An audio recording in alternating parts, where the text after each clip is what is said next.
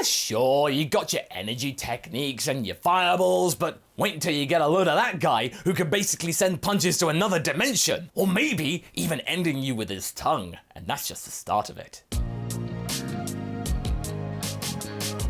Hey guys, MasakoX here. In the world of fiction, there are many different and interesting things that go on within them.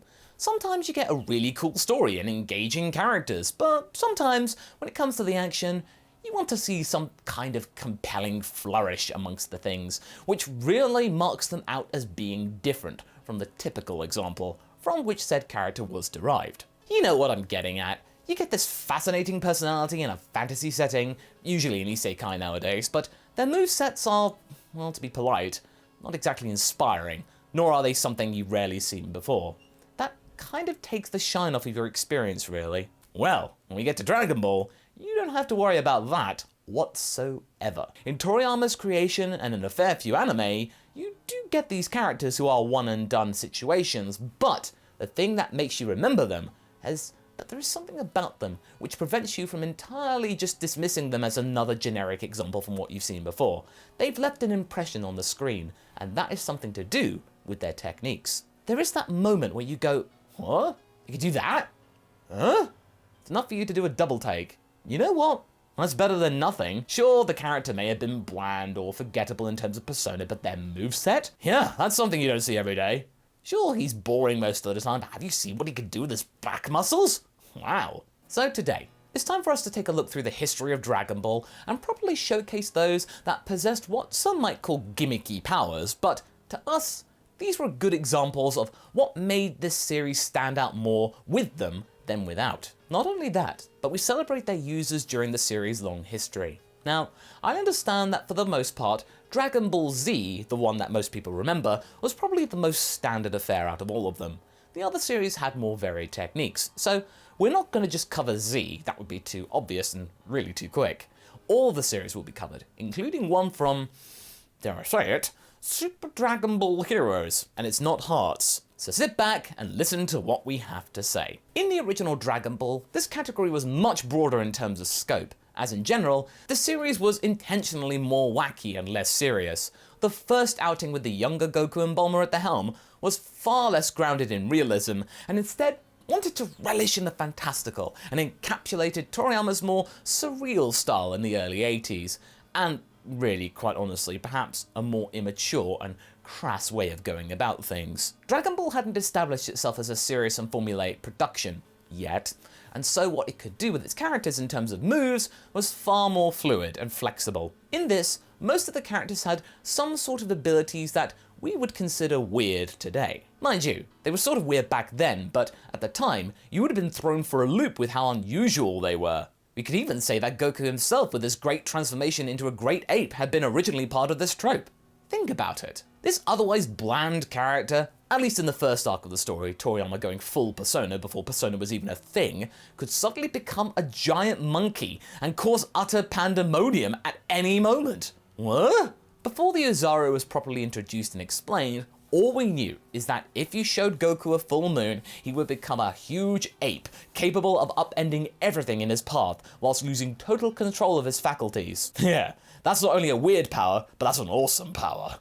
Unfortunately for us though, that does stop becoming weird when we're accustomed to the Saiyans. It's nothing extraordinary after that, just ordinary if you're a Saiyan. The only thing that makes it different is that Goku has no control. It's commonplace to still have your mind intact actually, should you use it.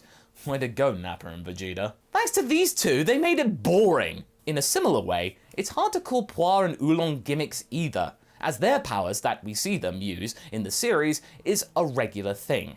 It only becomes unusual to some audiences due to it barely being used, save for Puar in Super when he can suddenly remember that he can actually do transfiguration. Seriously, seeing this example of Puar Beerus gave me life. We have your monster carrot, who is surprisingly effective, and indirectly paves the way for Majin Buu's terror through food-based goods, much later on down the line. Also, as a side note, you guys really want me to do what ifs based on this rabbit. I'm not even mad, I'm just curious. Why is that?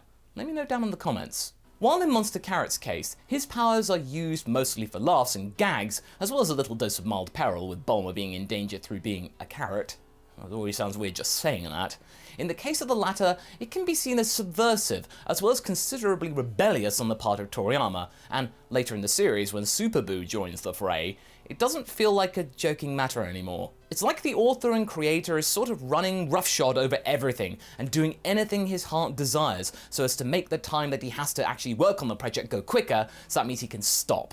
Yes, it does attract attention, sure, and it's wacky, but in terms of a legacy, yeah, the Buu saga really doesn't age well, and to us now, it seems a little off and less memorable than the previous arcs. Or perhaps memorable for the wrong reasons? But then again, does Toriyama care? Check out my video on the subject if you're curious for more about that. But all those gimmicks served another purpose. They haven't just made the original portion of Dragon Ball, well, different than what it otherwise would have been, but it also gave each opponent a much more memorable fighting style. And as much as Mercenary Tao using his tongue as a weapon might be seen as odd, that didn't detract from this overall menacing tone of his.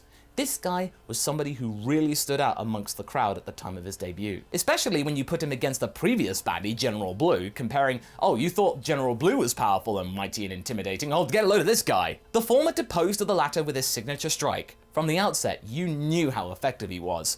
Also, Goku was scared and angry at him, serious about what he could do, and that in of itself was nothing to ignore. Mercenary Tao marked the start of a sea change within the show. Toriyama was starting to get the pattern down for what we knew as Dragon Ball Z. We thought that King Piccolo would have been the first stepping block, but that was just the first arc. No, Tao was the turning point. Things started to get more grounded and easier to get to grips with. King Piccolo's children, I think, were the last bastions of the original really wacky power trip within the main original series. These mutant babbies of King Piccolo were all diverse and had strange powers which Goku and friends had to go up against, which then led to a far more serious and scary villain in their father than the likes of previous bad guys. King Piccolo wasn't weird, but he was frightening. Then Dragon Ball Z came and, well, with the arrival of Raditz as well as the Saiyan saga, we got more of the conventional fighting scene amongst shonen anime, and a pronounced arrival of what you may call the fighting standard for the series. Some of the franchise's most prominent tropes came from here. The screaming, the standing in spot for hours on end, the support characters watching from the side and making comments here or there, you know. These aren't weird, they're standard. Not to mention they're trying to pass the time. So yeah, what made Dragon Ball charming and eyebrow raising was sort of gone, and replaced with stuff that engaged people in a different way. Which is a shame, but also sort of understandable. Now, of course, if this is where you think the story ends for weird powers in Dragon Ball, then think again. We have still got the movies to point out here. They're still safe for the weird ones, which were the ones that kept this weird, wacky torch burning for a lot longer, as well as forging trips of their own, with the creation of the handsome one, the stupid one, and the one with the weird powers triad of minions, in most of the outings. Well, up until movie 10, when it became all about the one baddie and maybe a supporting villain. You know, Broly, thanks for that. Nevertheless, the trope was born and started with the first movie, the Garlic Jr. one. Apparently he was a thing. We got the likes of Ginger, Nikki, and Sancho. Now, okay, they were relatively light in the weird power department when you compare them with later entries, but this was just the start. And something what we could expect going forward. Things changed very quickly though, such as Misukatsune, Blub Blub, and his super flexible body from World's Strongest, or Raisin and Lakase, who did the whole fusion thing before it was even cool. Remember, they're the Twilight Twins, they always win. As for the regular series, we had to wait until the introduction of the Ginyu Force to get any sort of kookiness back into the main fold, namely with Goldo and Ginyu himself. We don't really count Zarbon because his transformation wasn't really a novelty. It may have been a sudden and weird change, but the act of transforming into a bigger being who was stronger wasn't anything new. At least the latter, that's Ginyu, had a pretty major role in the story, considering how weird his powers were. But alas, with the frogification of Ginyu, the weird powers started to fade away again. The last notable weird power of this era was Nei's from the first Cooler movie, and even he seemed relatively tame. Yeah, retracting your head organically is neat, but is that all you got? Then we had to wait almost 2 entire years to see the return of those wackier, more gimmicky powers, as even the movie minions started to become more conventional during the time of the Android and Cell sagas. Was nowhere safe? Everything felt much more serious, and aside from the stuff they wore, things started to get a little too cookie cutter for my liking. We needn't have worried though, because despite its flaws and overly bloated length, things were weirded up of course during the Buu saga, as well as of course the saga before that with the Great Saiyaman, which can really be described, that and the Buu saga, as the gimmick arc. All of this starting with the very fact that Babidi can control people and turn them into pale grey facsimiles of their former selves. Not only is that strange, but it's also unsettling. Then things started to get even stranger, with Dabura's stone spit, then going through Yakon's powers of energy gastronomy, and finally with Majin Buu himself, full stop. Maybe this is the main reason why Majin Buu didn't resonate so well with a lot of the audience in the long run. Gimmicks can only carry you for so long. Gimmicky powers have the potential to be cool and all, and at best for a while, but when your main baddie does the same thing over and over and over again, while still maintaining that it's totally novel and new guys, seriously stick with me, it starts to get a kind of repetitive. Though truth be told, his movie sibling Janemba used his powers to a greater effect, but that notion is tempered with the idea that Janemba was only around for about 50 minutes, rather than a 50+ episode saga. Well, actually more like 70+ episodes. GT also tried to toy with this concept, starting with the likes of the Para brothers, and ending with the Shadow Dragons. Although in theory, the Shadow Dragons attempted to balance out the gimmickiness of their power with how dire the situation seemed at the time, their lack of true motivation and them being outed as the villain of the week took a lot of charm from this fun concept. Not to mention the fact that most of the dragons really didn't mount to anything as an impressive fight for the heroes. The first 3 dragons didn't factor in at all, save for a flashy instigation. It was just a flash in the pan affair for all concerned. Then we waited again, but most of the powers we've seen in the Battle of Gods and Resurrection F era of Dragon Ball were pretty standard. Some of them were surely quite impressive, but some of us started to miss fights that had less beam struggling and punching in the face. But okay, I will deviate to Super Dragon Ball Heroes for a second and say that despite that series being completely bonkers and yet also quite forgettable, one minion there piqued my interest quite a bit, and that was Lags, or Rags, take your pick, it doesn't really matter, it's Heroes. Lags, a pun on the word glass, had a very unorthodox style of fighting. She was pretty relentless with Ultra Instinct Goku, and her ability to use shards of glass as well as reflecting attacks with mirrors, I guess Hercule wasn't entirely off the money with that extent idea. These weirder than normal powers seriously impacted Goku. She could have wasted him, had Hearts not gotten jealous and sent her away.